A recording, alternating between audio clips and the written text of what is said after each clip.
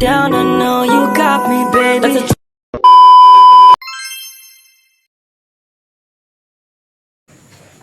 Assalamualaikum warahmatullahi wabarakatuh. Hai, halo semuanya. Perkenalkan, nama saya Ica Anggia dengan NIM 250306117 dari PTNC Prodi Peternakan Fakultas Pertanian Universitas Sumatera Utara dengan dosen pengampu Ibu Tati Widianasari, SPT MP IPM. Nah, di sini saya akan menjelaskan tentang sistem afdan respiratori pada Gallus domesticus. Nah, langsung saja di sini saya sudah menyiapkan preparannya. Nah, itu kita mulai dari pengertiannya. Nah, sistem respirasi pada unggas itu berfungsi sebagai mengambil oksigen dari udara dan mengeluarkan karbon dioksida dari dalam tubuh. Nah, selain itu, sistem ini juga berperan penting dalam fungsi lainnya. Yang pertama itu sebagai regulasi suhu tubuh.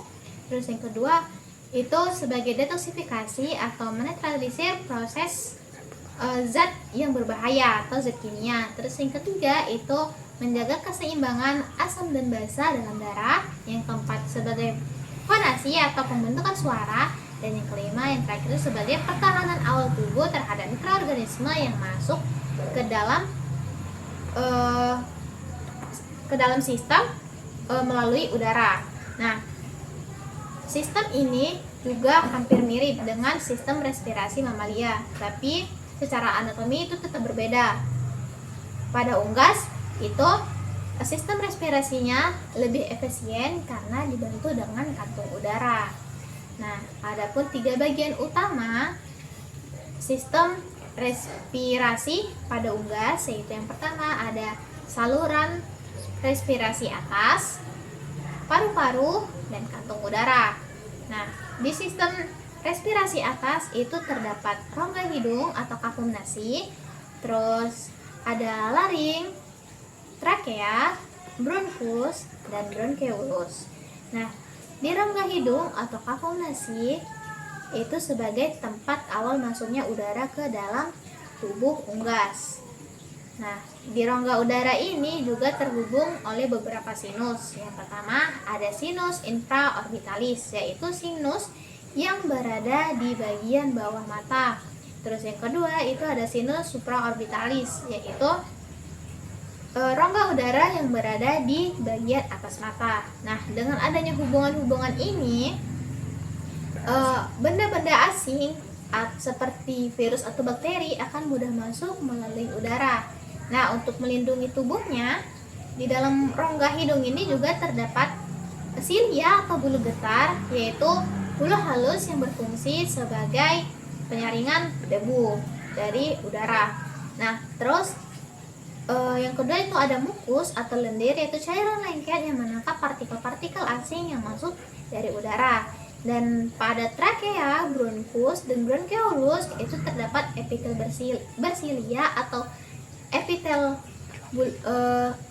epitel bulu getar yang berfungsi sebagai menghasilkan lendir.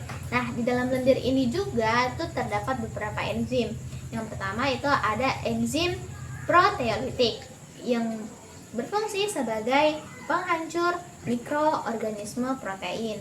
Terus yang kedua ada surfaktan, yaitu sebagai menetralisir atau menurunkan tegangan permukaan pada saluran agar tidak mudah kolaps atau menutup. Nah, zat-zat ini menghancurkan mikroorganisme patogen atau penyebab penyakit yang masuk bersama udara. Nah, lanjut yang kedua itu ada paru-paru. Nah, paru-paru unggas itu beda dengan paru-paru mamalia. Dia karena tersusun dari struktur yang padat dan tidak mengembang seperti mamalia. Nah, adapun ciri-cirinya yaitu yang pertama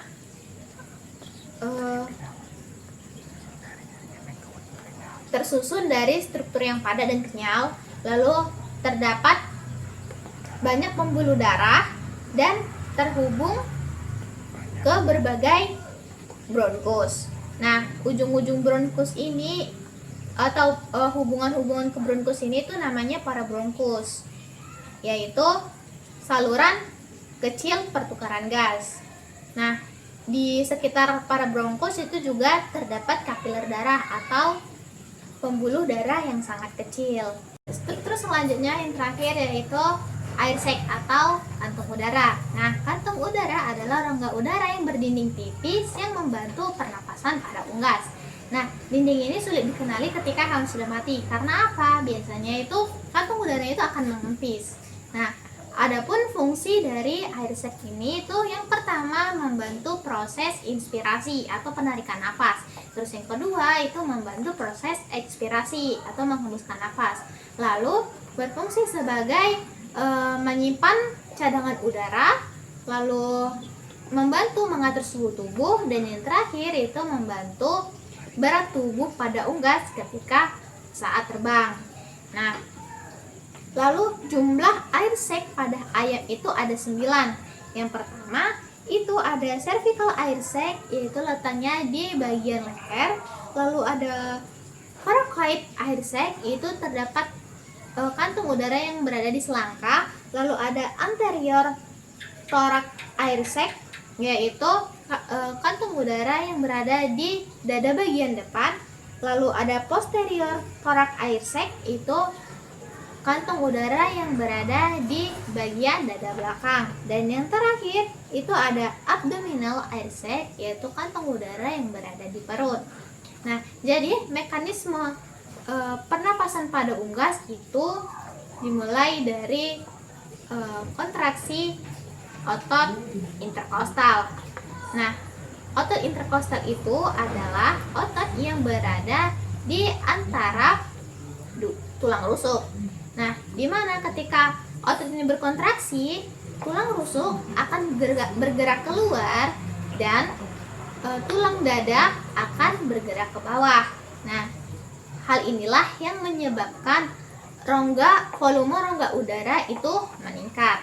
Nah, alur masuknya udara itu dimulai dari hidung atau nares ke trakea lalu ke bronkus. Nah, secara umum dari inti dari semuanya itu udara akan tersimpan di dalam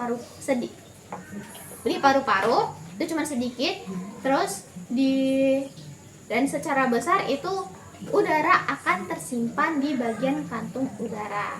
Nah, mungkin itu aja yang bisa saya jelaskan. Lebih kurangnya saya mohon maaf. Terima kasih. Assalamualaikum warahmatullahi wabarakatuh.